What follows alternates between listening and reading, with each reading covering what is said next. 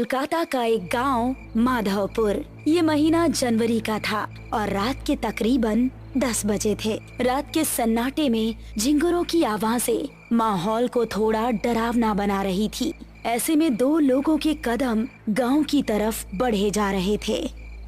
अरे वाह यार, आज तो मजा ही आ गया। सही कहा तूने, बहुत मस्त नाच किया था उस पतली कमर वाली लड़की ने, नहीं? यार काश वो हमारे गांव में भी होती तो पूरा जंगल पार करके उसका प्रोग्राम देखने दूसरे गांव नहीं जाना पड़ता। अरे यार कदम तेज तेज बढ़ा, मुझे तो ये सोचकर डर लग रहा है कि घर पर क्या बहाना बनाएंगे। अरे हम कुछ ही मिनटों में गांव पहुंच जाएंगे। वो देख, वो कच्चा रास्ता आ गया। उसकी बात सुनकर महेश ने उस कच्चे रास्ते की तरफ देखा जिस तरफ कोई नहीं जाता था। तू पागल हो गया क्या? हम इस रास्ते से जाएंगे ये जानते हुए कि इसके बारे में कैसी कैसी अफवाहें फैली हैं। अरे तू भी ना महेश, खुद ही अपने मुंह से कह रहा है कि अफवाह फैली है और फिर डर भी रहा है। मेरी बात मान, इस रास्ते से चलते हैं। 5 मिनट के अंदर हम गांव में होंगे, वरना बड़े रास्ते से जाएंगे तो 1.5 घंटा लग जाएगा। उसकी बात सुनकर महेश ने एक बार फिर से उस कच्चे रास्ते की तरफ देखा। वहाँ पर इस समय मौत का सन्नाटा छाया हुआ था। अरे चल यार, डरता क्यों है, मैं साथ हूँ ना। और उसको लेकर उस कच्चे रास्ते की तरफ बढ़ गया। दोनों अभी कुछ कदम ही चले थे कि उनको किसी के जोर जोर से सांस लेने की भयानक आवाज सुनाई दी।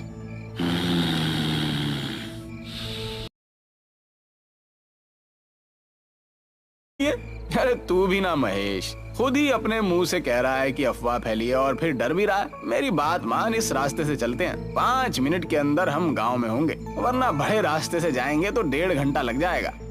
उसकी बात सुनकर महेश ने एक बार फिर से उस कच्चे रास्ते की तरफ देखा। वहाँ पर इस समय मौत का सन्नाटा छाया हुआ था। अरे चल यार, डरता क्यों है, मैं साथ हूँ ना।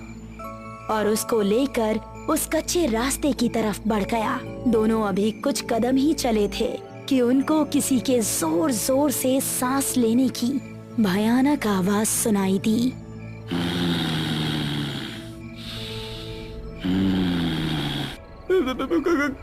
कौन है? अरे यार डरता क्यों है, कोई कुत्ता ही होगा।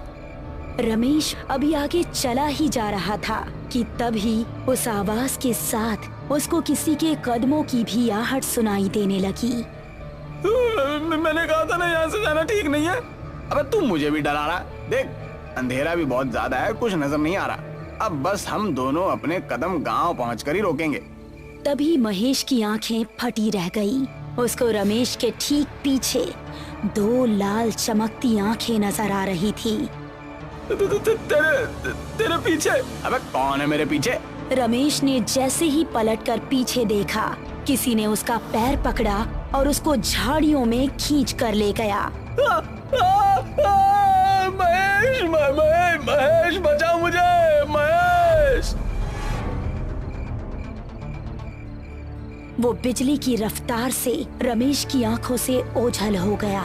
रमेश के डर का कोई ठिकाना नहीं रहा। वो दिल में बस खौफ लिए तेजी से गांव की तरफ दौड़ने लगा और जब तक वो गांव नहीं पहुंच गया, उसने अपने कदम नहीं रोके।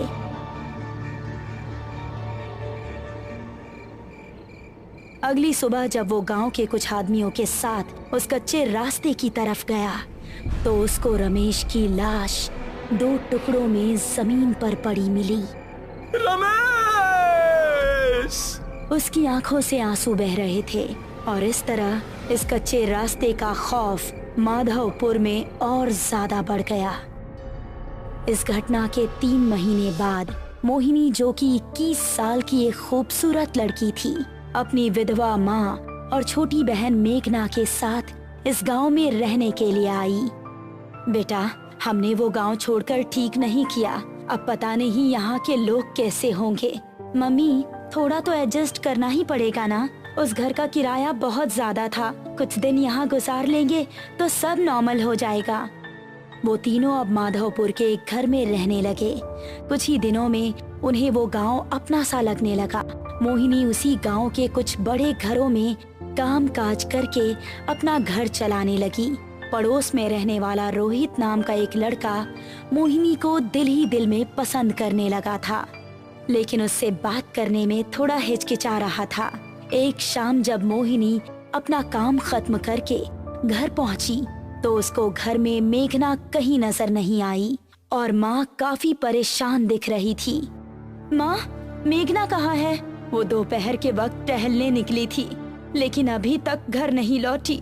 मैंने आसपास पता भी किया, लेकिन वो कहीं नहीं है। मुझे तो अब बहुत डर लग रहा है, पता नहीं कहाँ होगी वो। अरे माँ, आप डरिए मत, मैं अभी उसको ढूंढ कर ले आती हूँ।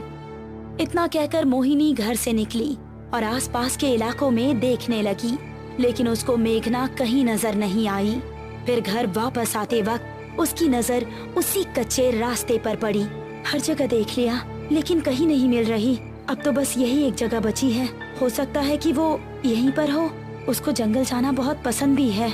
ऐसा कहकर वो उस रास्ते की ओर बढ़ गई।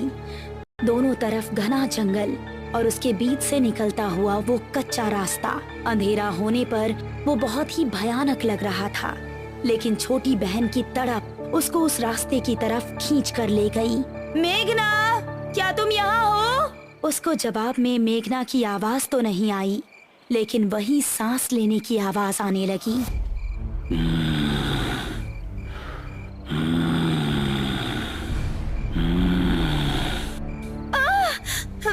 ये किस जानवर की आवाज है? मेघना प्लीज, अगर तुम यहाँ हो तो कोई जवाब दो।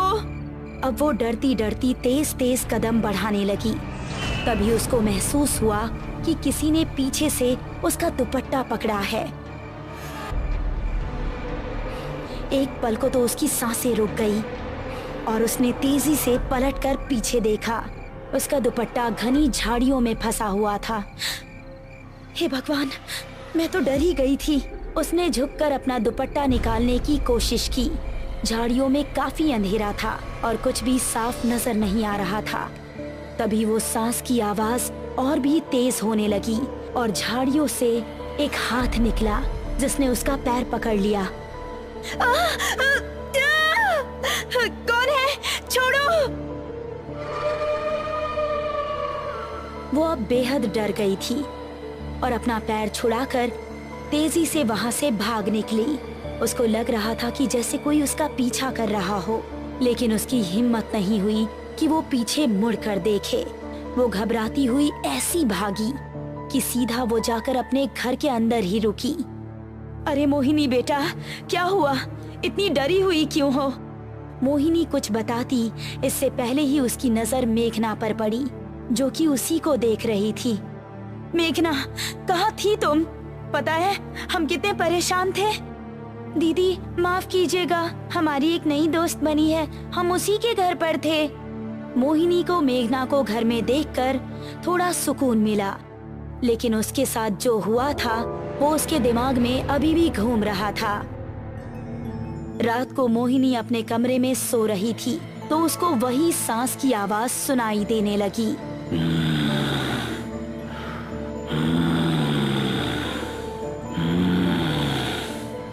ये आवाज सुनकर वो जाग उठी और ये आवाज खिड़की की तरफ से आ रही थी। कौन है वहाँ?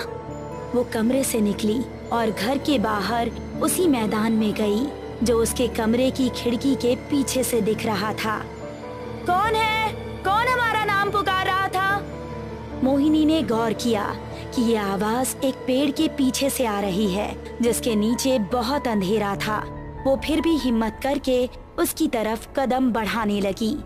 जैसे ही वो उस पेड़ के पास पहुंची, किसी ने पेड़ के पीछे से निकलकर उसको कसकर गले लगा लिया।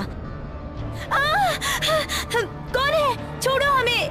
अंधेरे में कुछ नजर नहीं आ रहा था, बस उन सांसों की आवाजें आ रही थी और महसूस हो रहा था कि जिसने भी उसको पकड़ा है उसका शरीर बेहद ठंडा है।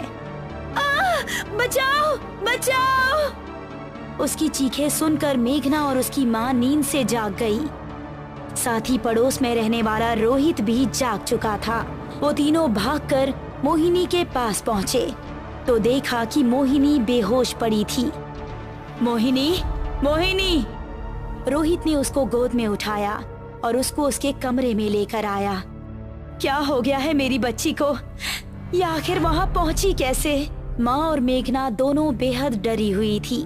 तभी मोहिनी को होश आ गया और उसने आंखें खोलते ही रोहित को सामने देखा। आप कौन हैं? मोहिनी, ये हमारे पड़ोसी हैं। यही तुम्हें यहाँ पर लेकर आए। तुम घर के पीछे क्या कर रही थी? मोहिनी ने अपने परिवार वालों को कुछ बताना ठीक नहीं समझा और उसने बात को टालते हुए कहा, कुछ नहीं माँ, वहाँ कोई कुत्ता बहुत देर से भौंक रहा था। उसकी आवाज हमें सोने नहीं दे रही थी, इसीलिए हम उसे वहाँ भगाने गए थे। हाँ, आपको वहाँ अकेले नहीं जाना चाहिए था। हम सभी बहुत ज्यादा डर गए थे। शुक्र है आप ठीक हैं। मोहिनी को रोहित की आंखों में अपने लिए फिक्र देखकर बहुत अच्छा लगा और इसीलिए उसने हल्का सा मुस्कुरा दिया। चलिए मैं चलता हूँ। आपको कोई भी जरूरत हो तो बेझिझक मुझसे मदद ले सकती हैं। आखिर पड़ोसी तो पड़ोसी के काम आता है। ऐसा कहकर रोहित वहाँ से वापस अपने घर चला गया। वो अपने बेड पर लेटा ही था कि उसको वही सांस लेने की भयंकर आवाज सुनाई देने लगी।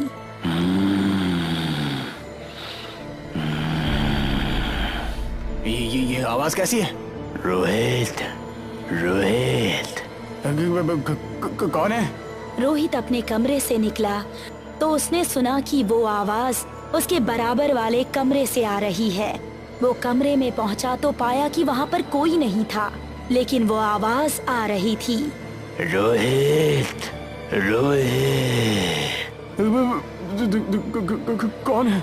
जरा इधर आकर देख, मैं कौन हूँ। आवाज एक अलमारी के अंदर से आ रही थी। अब रोहित के चेहरे पर डर दिखने लगा। उसने गौर किया कि वो आवाज अलमारी के अंदर से ही आ रही थी। तुम जो भी हो, ये मजाक बिल्कुल अच्छा नहीं है। ऐसा कहकर रोहित गुस्से में अलमारी की ओर बढ़ा। उसने जैसे ही अलमारी का दरवाजा खोला तो उसके चेहरे का गुस्सा खत्म हो गया और आंखों में खौफ उतर आया। तभी एक भयानक लाल हाथ बाहर निकला और अलमारी का दरवाजा बंद हो गया और रोहित के चीखने चिल्लाने की आवाज अलमारी से बाहर आती रही। कुछ देर चीखने चिल्लाने के बाद अचानक से रोहित की आवाज आनी बंद हो गई। तभी धड़ाम से अलमारी का दरवाजा खुला और रोहित की कटी हुई गर्दन अलमारी से बाहर आकर गिरी।